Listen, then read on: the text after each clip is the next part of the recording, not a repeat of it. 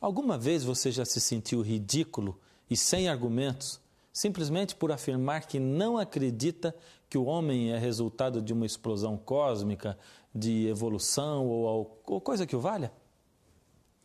Sabe quando você passa em frente à banca de jornal e uma daquelas revistas chamadas científicas põe em xeque tudo que a Bíblia afirma, dizendo ter evidências suficientes e opiniões de cientistas tão inteligentes que não acreditam na criação de Deus? Será que a ciência está a favor dos que acreditam na evolução e contra os que acreditam na criação? Será que os cientistas estão todos a favor da evolução? Será que eu posso acreditar em tudo que estas revistas falam ou devo questionar suas declarações como sendo tendenciosas? A partir de hoje, você vai entrar com o programa Está Escrito no mundo maravilhoso da ciência e dos cientistas e descobrirá cientificamente que a Bíblia está com a razão.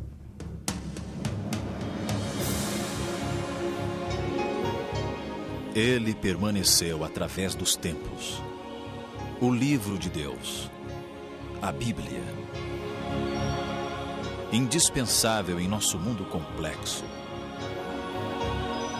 Está escrito. Transmitindo esperança ao redor do mundo. Apresentado por Fernando Iglesias. Hoje, histórias de pescador. A Bíblia diz em Isaías, no capítulo 40, o verso 28, será que vocês não sabem? Será que nunca ouviram falar disso? O Senhor é o Deus eterno. Ele criou o mundo inteiro. Ele não se cansa, não fica fatigado. Ninguém pode medir a sua sabedoria. Paleontologia é o nome da ciência que estuda os fósseis. Bem, e o que são fósseis? Fósseis são o que sobrou de alguns seres vivos que viveram no passado. São esqueletos de seres que morreram e cujos corpos foram rapidamente soterrados. Por ter sido um soterramento assim tão rápido, o esqueleto pode permanecer intacto até hoje. Mais ou menos assim. Vamos supor que há uns 5.000 anos atrás, um lagarto estava andando e de repente foi soterrado em uma grande enchente. Ele foi tão rapidamente soterrado que por condições de temperatura, etc., acabou sendo petrificado, ou seja, toda a sua carne e músculos foi consumida, porém os seus ossos permaneceram intactos e se transformaram em pedra. Então nossos cientistas hoje descobrem o lagarto, o estudam e esse esqueleto nos dará informações muito valiosas a respeito da história da vida na Terra. É por isso que os registros fósseis são tão importantes para responder à questão da origem dos seres vivos. A primeira grande declaração de hoje é: embora existam muitos paleontólogos evolucionistas, nunca foi encontrado em nenhum lugar do mundo um fóssil sequer que apoiasse a evolução de maneira substancial. Criacionismo versus evolucionismo. Quem tem razão? Antes de mais nada, o que dizem as duas teorias? Primeiro, o modelo criacionista, ou criacionismo como é chamado. O criacionismo afirma que Deus criou o mundo e cada ser segundo as suas espécies. O Senhor Deus criou tudo através do poder da sua palavra. Criou também os seres humanos e criou cada coisa no universo com uma finalidade específica. O relato é geral, mas traz alguns detalhes muito interessantes, que nos servem também de motivo de pesquisa e de evidências de que, embora o Gênesis tenha começado a ser escrito há mais de 4.000 anos atrás, quem inspirou todo o relato conhecia muito de ciência. No relato bíblico, Deus oferece ao ser humano liberdade de escolha, e o ser humano escolhe afastar-se da fonte de vida eterna, que é Deus. A partir daí, instala-se então na terra o caos. Segundo o criacionismo, a partir daí, a lei de entropia começa a vigorar e as coisas no mundo começam a piorar cada vez mais. Não existe uma evolução onde tudo vai melhorando com o passar do tempo, onde seres se tornam melhores física e intelectualmente.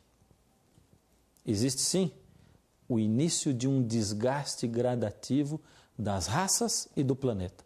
Todo o modelo criacionista está baseado no relato da Bíblia. Você acha que é necessário muita fé para acreditar nisso?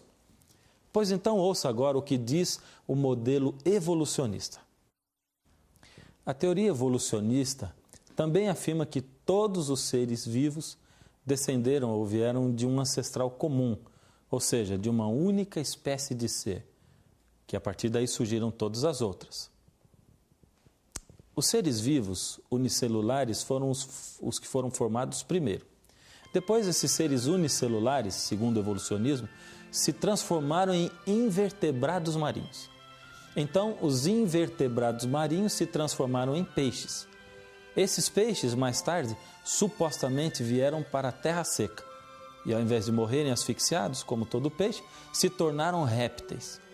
Então, alguns répteis subiram em árvores e, ao invés de caírem, aprenderam a voar, transformando-se em pássaros. Logicamente que outros répteis, segundo os evolucionistas, deixaram de pôr ovos, desenvolveram seu sistema lactante e assim transformaram-se em mamíferos. Então, o que você diz? Você não acha que é preciso muita fé para acreditar nisso? Algo que ajudaria muito a provar essa teoria seria se encontrássemos fósseis de espécies intermediárias, unindo uma espécie a outra. Por exemplo, se os pássaros realmente evoluíram a partir de répteis, então nós encontraríamos muitos fósseis de espécies que fossem metade pássaros, metade répteis. Pois isso demonstraria que viveram num certo período e esses animais intermediários deveriam ter órgãos incompletos também, parcialmente desenvolvidos. O grande problema para o evolucionismo, é claro, é que estes fósseis não existem, nunca foram encontrados. Darwin chamou estas tais espécies hipotéticas, intermediárias, de formas transitórias. Darwin sabia que para comprovar a sua teoria era preciso encontrar no registro fóssil remanescentes de tais formas de transição. No seu livro A Origem das Espécies, Darwin escreveu: se a minha teoria estiver certa, uma enorme quantidade de variedades intermediárias deve ter existido, unindo praticamente todas as espécies do mesmo grupo. Consequentemente, evidências de sua existência só podem ser achadas nos registros fósseis. Darwin sabia que o registro fóssil não continha nenhuma destas formas intermediárias.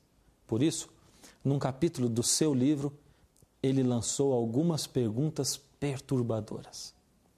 Se espécies descenderam de outras espécies por meio de pequenas gradações, por que não vemos em toda parte inumeráveis formas de transição?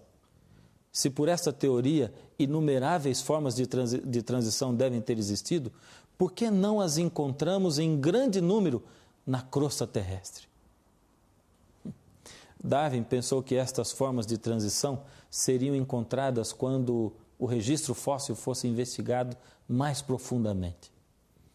Evolucionistas que seguiram Darwin examinaram camadas geológicas por todo o mundo, por cerca de 140 anos, procurando por estes tais fósseis que estavam faltando. Todo este esforço terminou em grande desapontamento. As formas de transição imaginadas por Darwin permaneceram apenas como fruto da imaginação dele. Embora seja um evolucionista, o paleontologista inglês Derek Ager admite este fato. Olha o que ele diz: ao examinarmos o registro fóssil detalhadamente, seja no nível biológico das ordens ou das espécies, não encontramos evolução gradual, mas o súbito surgimento de um grupo em detrimento de outro. A mais antiga camada da Terra, na qual fósseis de seres vivos foram encontrados, é a camada cambriana, que recebe da geologia convencional uma idade estimada de 530 milhões de anos. Em estratos mais antigos do que a camada cambriana, não foi encontrado nenhum tipo de fóssil, somente umas poucas espécies unicelulares. No período cambriano, porém, diferentes animais aparecem de repente.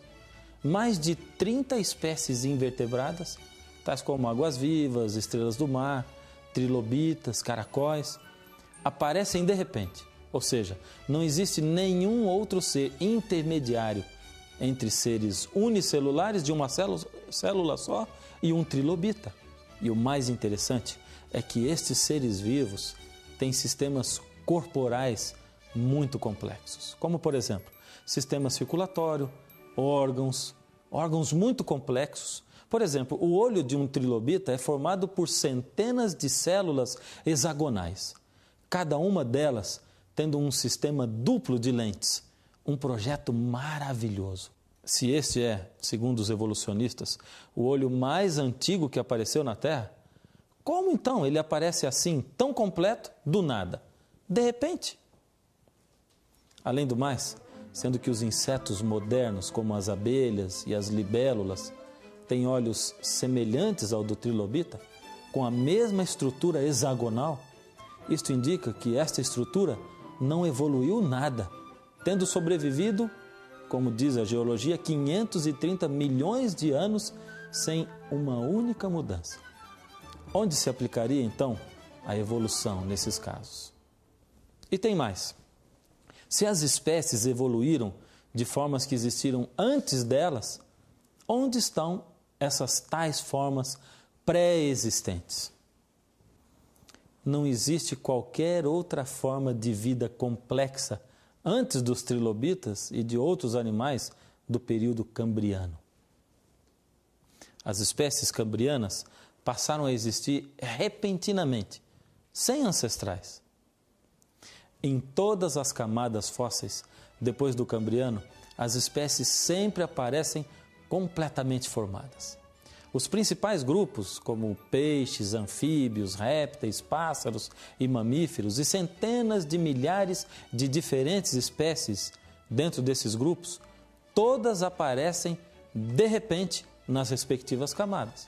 Não existe uma só forma de transição entre qualquer grupo, como imaginam os evolucionistas. Esse fato é evidência de que todos os tipos básicos de animais foram criados separadamente pelo Criador. Todos eles completos, sem precisar de nenhuma evolução. Afinal, quem é capaz de criar algo tão complexo como um trilobita é capaz de criar todas as outras espécies também. O assunto é tão complicado para os evolucionistas que até o paleontologista evolucionista Mark Charneck confessa o seguinte: um dos maiores problemas tem sido o registro fóssil. Esse registro nunca forneceu qualquer vestígio das formas intermediárias de Darwin. Pelo contrário, as espécies aparecem e desaparecem repentinamente, e esta anomalia tem fortalecido o argumento criacionista de que cada espécie foi criada por Deus. Outra diferença marcante entre evolucionismo e criacionismo é a idade de tudo, ou o tempo que tudo levou para acontecer. Vou explicar melhor.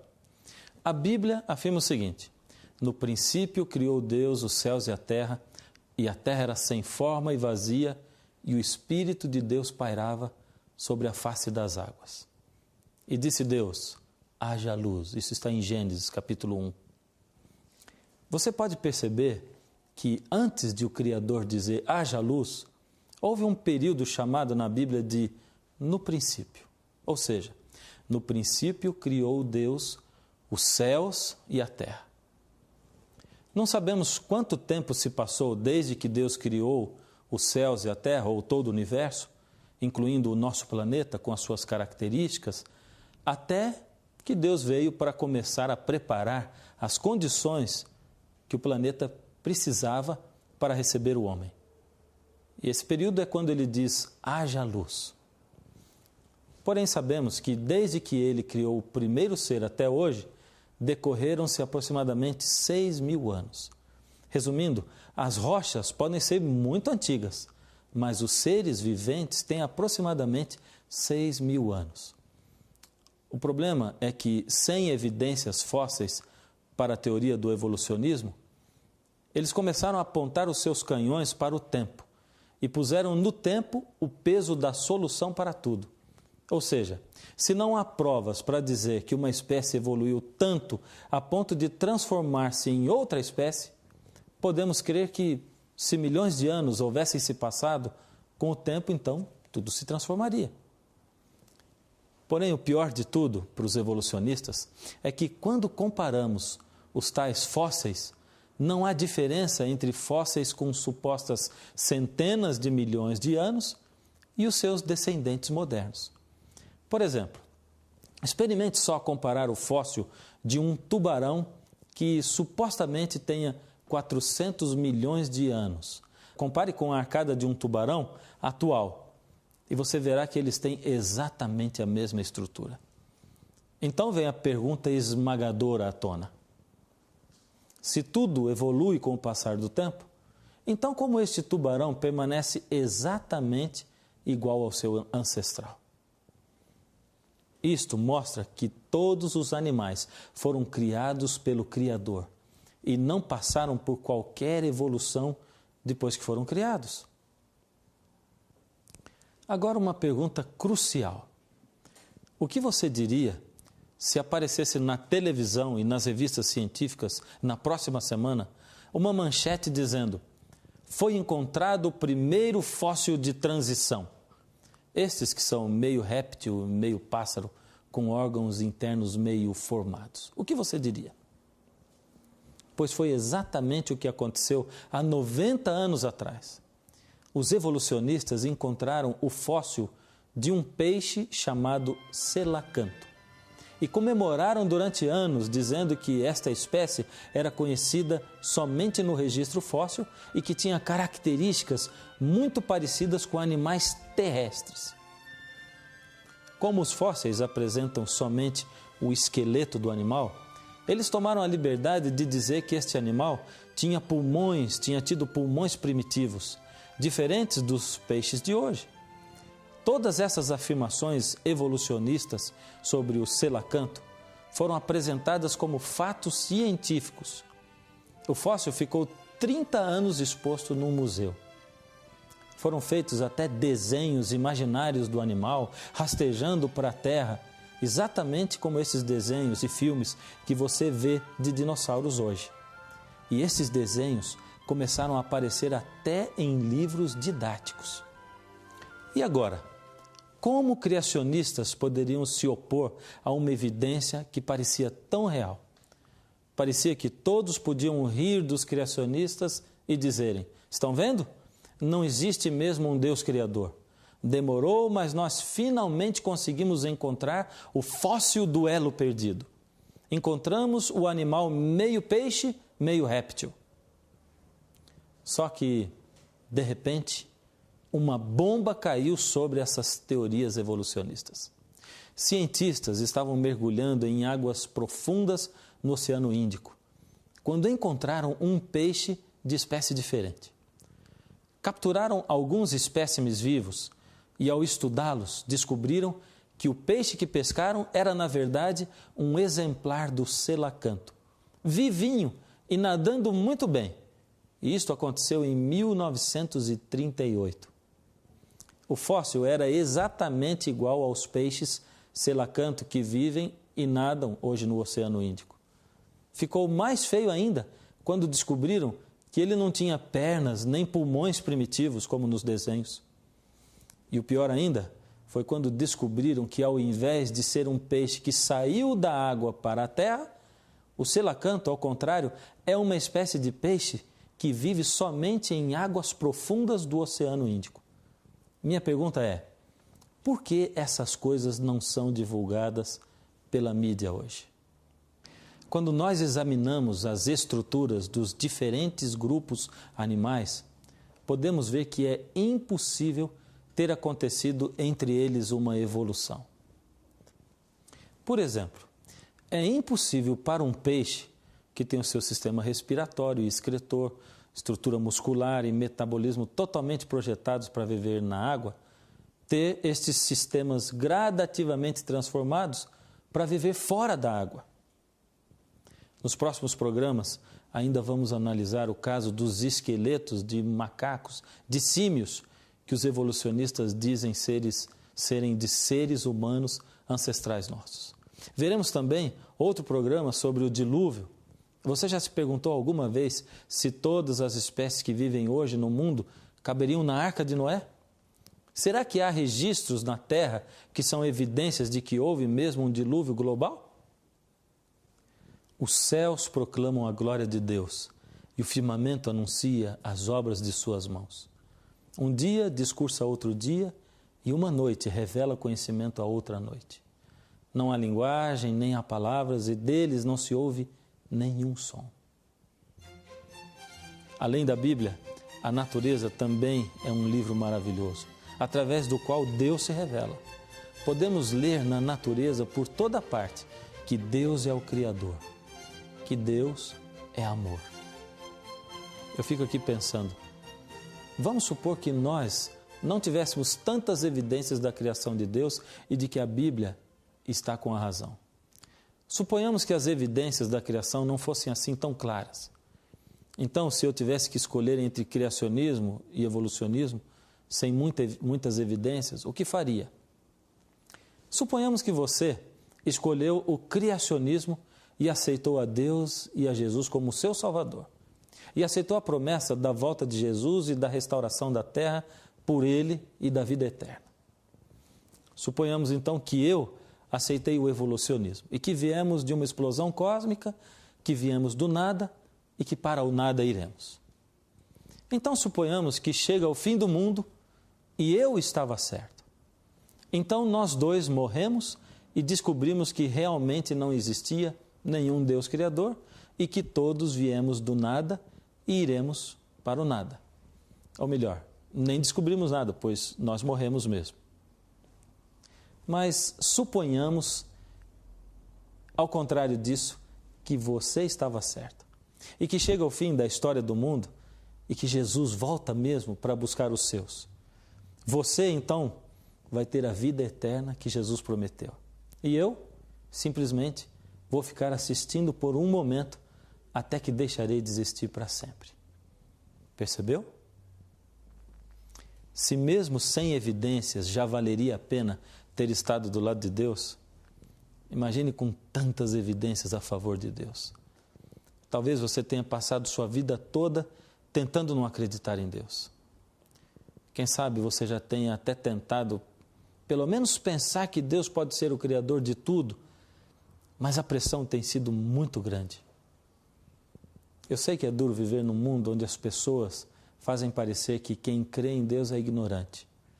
Eu sei que sempre que você tenta pensar em Deus, você começa a pensar que se seguir a Deus, terá que abrir mão de muitas coisas, até de pessoas ou de posições importantes. Engraçado, você já reparou em uma noiva no altar? Você acha que enquanto ela está ali no altar, ela está triste, pensando em quantos homens ela irá perder por dedicar-se a um único homem de agora em diante? Com certeza não. Ela está apaixonada. Ela está feliz por entregar-se àquele a quem ela ama de verdade. Para ela, os outros não são ninguém. Deixe Deus conquistar o seu coração. Dê apenas uma chance para Ele e você verá que você não vai estar perdendo nada, ninguém. Ao contrário, ganhando a vida eterna. As ondas do mar quebrando em uma praia, o veludo azul do céu bordado de estrelas, cores diluídas em uma floresta, cachoeira soando como grande orquestra. As lágrimas do orvalho desenhadas em uma rosa, a lua iluminando uma estrada de terra, o gosto açucarado de um favo de mel, o amanhecer pintado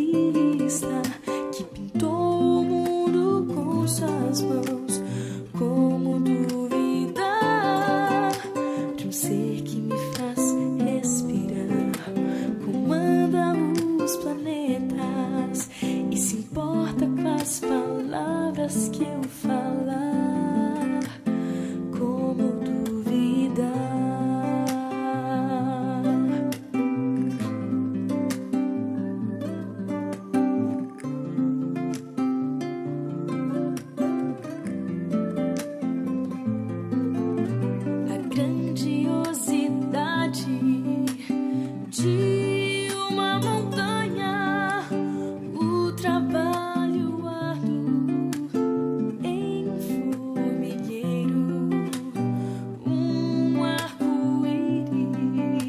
rasgando o céu cinzento, dunas esculpidas pelo sopro do vento, o sol se escondendo no horizonte distante, a poesia existente em um nascimento, a brisa balançando uma rede na varanda, o som de crianças brincando de ciranda.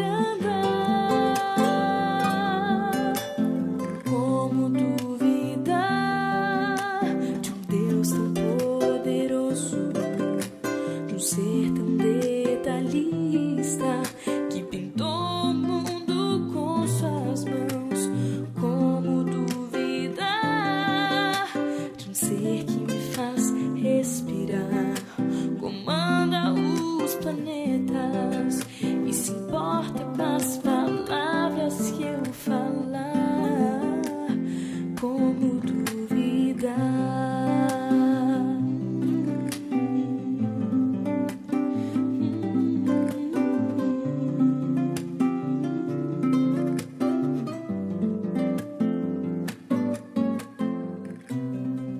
Nesse momento especial, eu gostaria de convidar você para nós orarmos juntos. Se falta fé para você, vamos pedir para Deus. Abaixe sua cabeça. Senhor Deus, muito obrigado, Senhor, porque o Senhor deixa registrado na natureza o poder da sua criação. Agora, Senhor, nesse momento, quero pedir ao Senhor por todas as pessoas que assistem a esse programa, que o Seu Espírito possa falar com cada uma delas. E se a dúvida está nessas mentes, Senhor, que o Seu Espírito possa movê-las, mover essas dúvidas. Que o Seu Espírito possa clarear essas mentes e que a fé possa aparecer no lugar da dúvida. Em nome de Jesus. Amém. Infelizmente, chegamos ao fim desse primeiro programa Está Escrito, série criacionista. Mas nós estaremos aqui no próximo Está Escrito, esperando por você. E não se esqueça, nem só de pão viverá o homem, mas de toda palavra que sai da boca de Deus. Como